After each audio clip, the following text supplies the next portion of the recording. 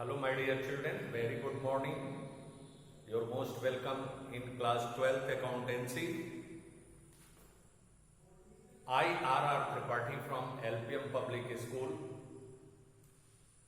We are studying about the partnership firm, accounting for partnership firm. And this one is the topic that is going on. Admission of new partner.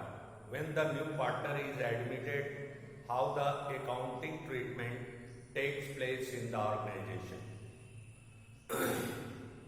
Now, dear children, yes, today one of the most important topic when the new partner is admitted in the partnership firm, just revaluation of assets and liabilities. Sometimes when the new partner is admitted in the partnership firm, the old agreements or the existing agreements between the partners or amongst the partners comes to an end and new agreement comes into existence.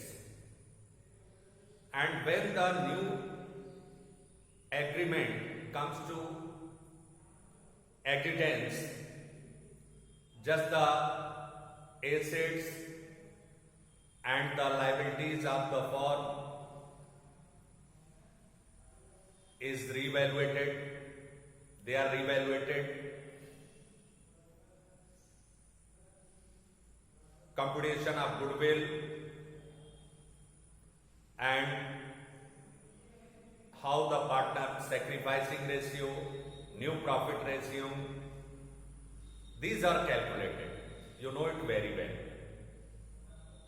And how the new profit sharing ratio is calculated, how the goodwill is valued, and what is the journal entry, what is the accounting treatment. You know it very well.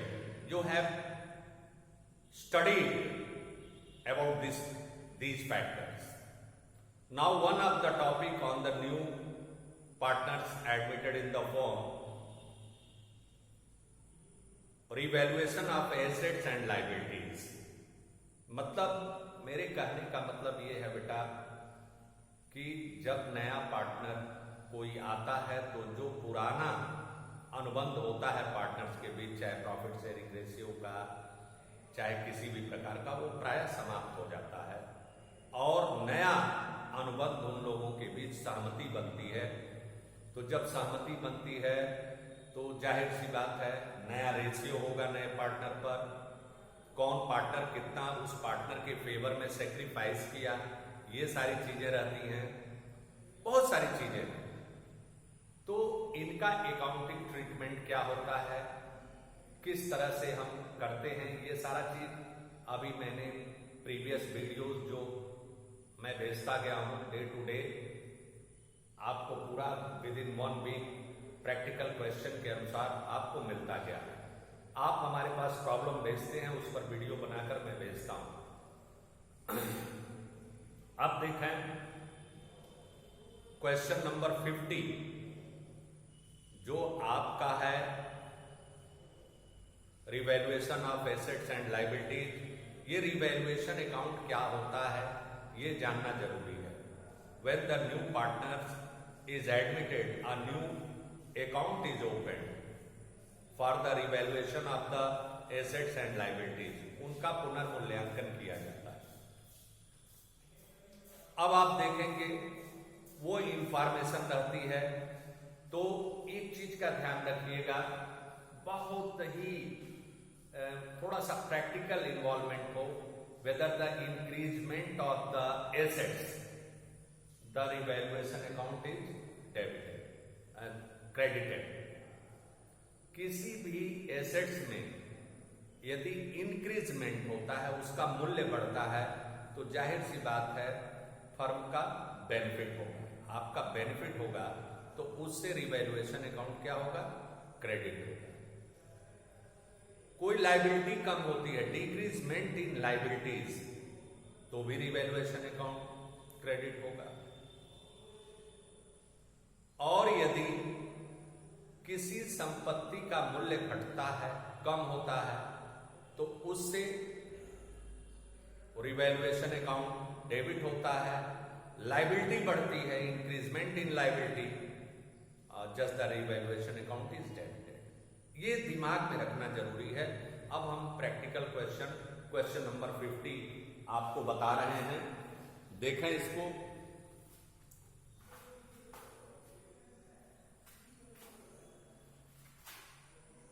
Question number 50 Goyal text book का है, new revised edition. Pass journal entries to record the following transaction on the admission of a new partner. The new partner is being admitted in the form and what's the building. Land and building is under valued by 2 lakh. मतलब इसका मतलब ये हुआ land and building का जो valuation था, जो पुराना बुक वैल्यू था, उससे 2 लाख रुपए कम हो गया। तो आप क्या करेंगे, तुरंत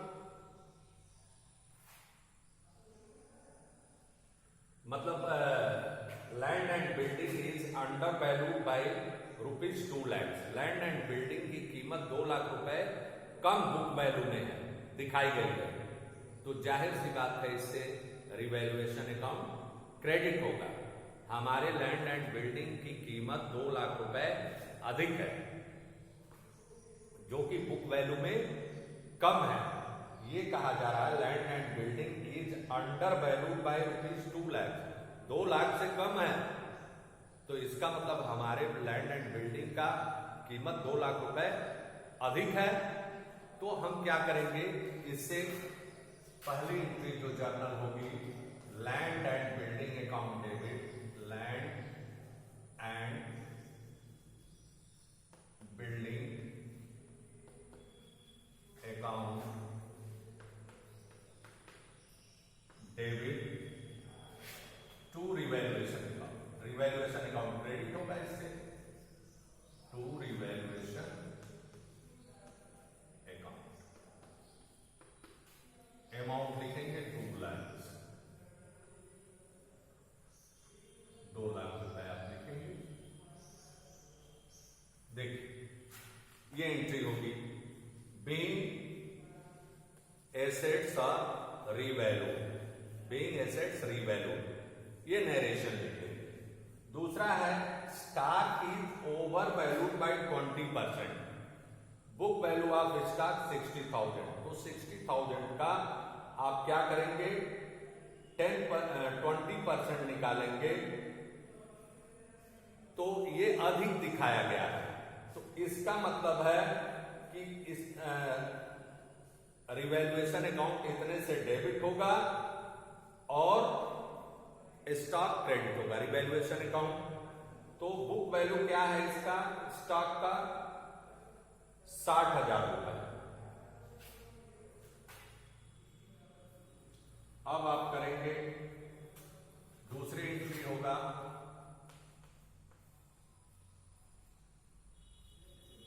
रिवैल्यूएशन अकाउंट डेबिट, मतलब इसका मूल्य स्टॉक का अधिक दिखाया गया है। Revaluation account debit to stock account, to stock account.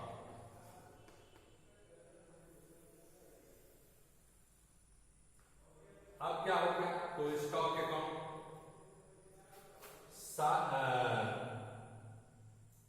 60,000 का 20%, 2 चुके 12, 12,000।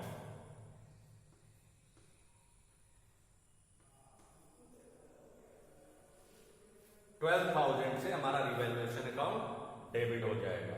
तीसरा है provision to be made for compensation of 20,000 to an ex employee। तो आप एक प्रोविजन बनाना है, इससे भी रिवैल्यूएशन अकाउंट आपका डेबिट होगा। मतलब हमारी लायबिलिटी इंक्रीज कर रही है बेटा, रिवैल्यूएशन अकाउंट डेबिट। मतलब एक एम्प्लॉय के लिए कंपनसेशन बनाना हमें, to compensation for employ, to provision for compensation, provision for compensation. अब ये कितने से है? 20,000। मतलब इस इंफॉर्मेशन को बड़े ध्यान से पढ़ेंगे तो देखेंगे कि क्या हमको डेबिट करना है, क्या क्रेडिट करना है, आपको ये बताता चला जाएगा। अब चौथा इंफॉर्मेशन है, sundry debtors appeared in the book at ₹1,50,000, they are estimated to produce not more than 1,30,000। अब यहां भी देखेंगे कि बेटा बुक वैल्यू जो है, डेटर्स हमारे जो है उनका 1,50,000 है, और ये एस्टिमेट लगा कि भाई जब रिवैल्यूएशन किया गया कि 1,30,000, तो 20,000 हमारा क्या हुआ, संदेह की स्थिति में है, तो उसे बोलते हैं प्रोविजन फॉर डाउटफुल डेट्स। तो इससे भी रिवैल्यूएशन अकाउंट डेबिट होगा। Revaluation account debit to provision for doubtful debts, provision for doubtful debts. ये कितना है? 1,50,000 माइनस 1,30,000, मतलब 20,000 का हम प्रोविजन बना रहे हैं डेटर्स पर। ये पैसा हमारा डूब सकता है, ये अनुमान, ये रिकवर नहीं हो सकता। तो इतने से हमारा नुकसान हो रहा है, कम हो रहा है, तो रिवैल्यूएशन अकाउंट डेबिट हो गया। अब आइए, creditors include an amount of ₹10,000 received as a commission. Creditors include, अब देखो क्रेडिटर में 10,000 रुपए इंक्लूड है, उसे कमीशन के रूप में हमने प्राप्त किया था।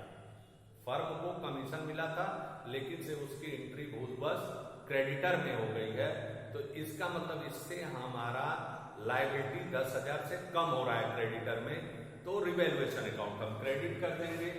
यहां पर लिखेंगे creditors account debit,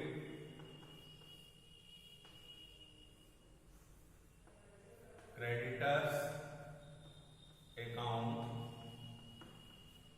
debit to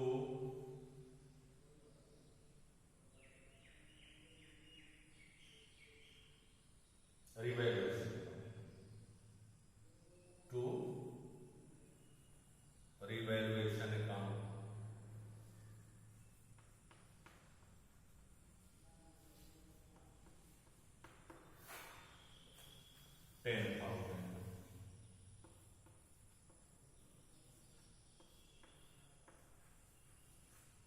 how easy this one, आप देखेंगे कितना आसान है। फिर a bill of exchange of ₹40,000 which was previously discounted with banker was dishonored on 31st March 2018, but no entry has been passed for it। कौन सी bill of exchange discounted with the bank, bills receivable है, तो आप इसमें क्या करेंगे, ये भी हमारे डेटर्स में ही आएंगे। तो आप देखेंगे इससे क्या होगा, हमारा ये एंट्री पास कर देंगे, डिस्काउंट डिसऑनर की एंट्री कर देंगे, तो डेटर्स अकाउंट डेबिट, इसमें हमको रिवैल्यूएशन अकाउंट से कोई मतलब नहीं है। सन डेटर्स अकाउंट डेबिट,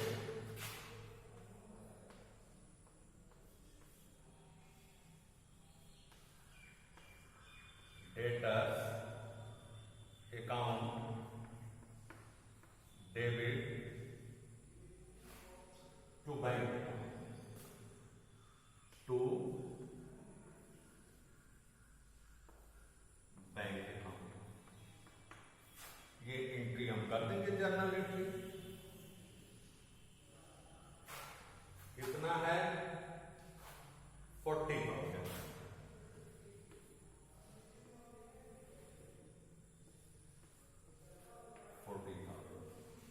इसमें ये होगा कि एक बिल हमने रिसीव किया था, उससे हमारे डेटर कम हो गए थे, तो जब हमको वो डिसऑनर हो गई, हमने एंट्री नहीं किया, तो एंट्री पास कर देंगे, डेटर उतने से डेबिट कर देंगे। बहुत आसान होता है बेटा। अब देखें अगला है, value of machinery is to be decrease to ₹1,20,000, book value 2 lakh. ये क्या हो गई? 2 लाख में से 1,20,000 संपत्ति का हमारे मूल्य हो गया। तो संपत्ति का मूल्य जब कम हो जाएगा तो रिवैल्यूएशन अकाउंट क्या होगा? उससे डेबिट होगा। आप देखें 7वां, रिवैल्यूएशन अकाउंट डेबिट,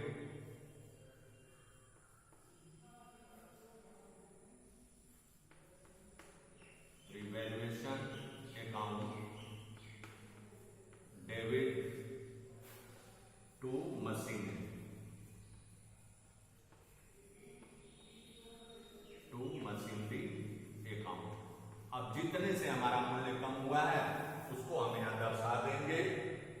आपका देखेंगे कि वैल्यू हमारी डिक्रीज हो गई है, 2 लाख है, 20,000, 80,000 से हमारा वैल्यू कम हुआ है। 80,000 का हमको रिवैल्यूएशन पर डिफिशियंसी मिल रही है, डेप्रिसिएशन मिल रहा है इसमें, ये चीज।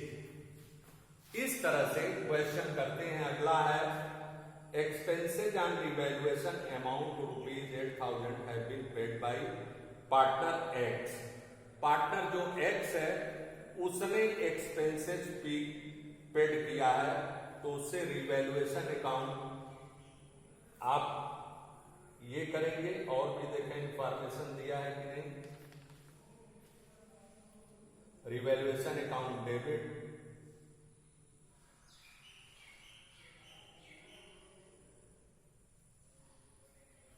सातवां, 8वां वैल्यू आप expenses on revaluation amount to ₹8,000, तो रिवैल्यूएशन अकाउंट डेबिट, और किसी पार्टनर दे दिया है तो उसका खाता क्रेडिट कर देंगे to X capital account by 8,000। Revaluation account debit to X capital account. इस तरह से जर्नल एंट्री होती है।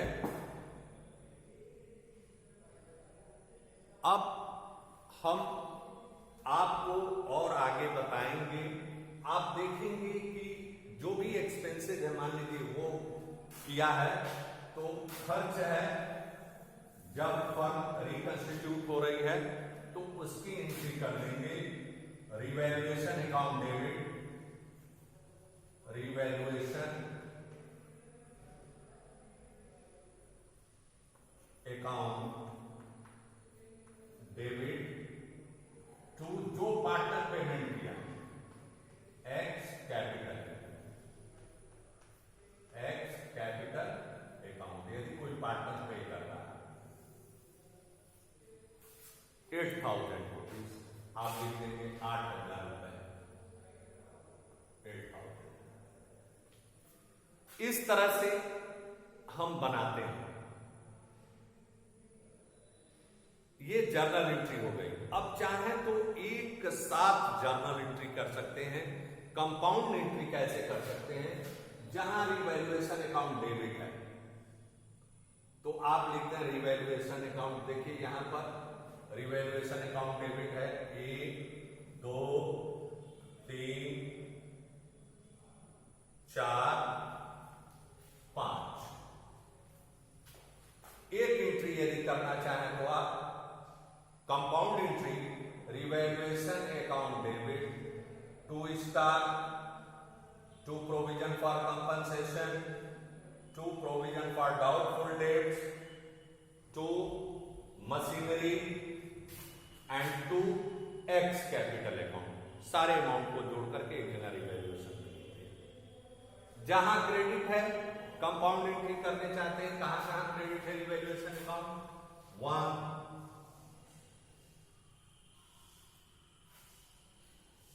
2, बस 2 जगह क्रेडिट है। आप देखेंगे रिवैल्यूएशन अकाउंट 2 जगह क्रेडिट है, और इसका डेबिट कौन है, कौन कौन है, लैंड एंड बिल्डिंग